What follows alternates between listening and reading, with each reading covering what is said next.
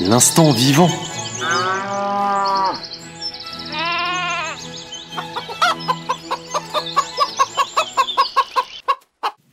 Savez-vous que le chat est l'animal de compagnie préféré des Français ?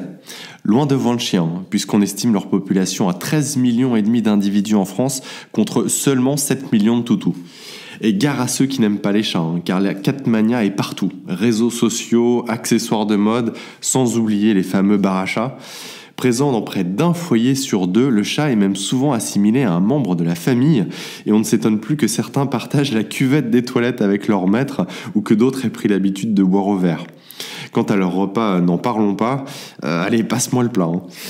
Alors il est vrai que les chats ont de solides arguments pour se faire apprécier, ils ne réclament pas de jardin, ils ne demandent pas non plus qu'on les sorte quotidiennement, et finalement ils vivent de manière relativement autonome, voire ingrate, diront certains détracteurs, dont je suis. Alors j'entends déjà les injures des fans de chats, mais allez quoi, admettez-le, le chat il ronronne quand il a la dalle, en dehors de ça il vous toise du haut de son sofa avec un mélange de dédain et d'indifférence. D'ailleurs j'ai pas été surpris de lire récemment que s'ils étaient plus gros, les chats songeraient sérieusement à nous tuer, figurez-vous.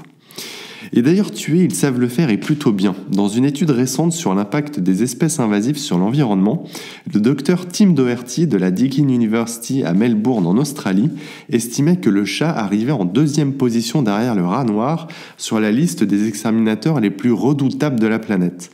On estime qu'ils sont responsables de l'extinction de 63 espèces de mammifères, oiseaux et reptiles depuis 500 ans. De fait, l'instinct de prédateur de nos félins domestiques n'a pas disparu avec la pâtée pour chat, aussi délicieuse soit-elle. En effet, une fois dehors, Félix se livre à un véritable génocide.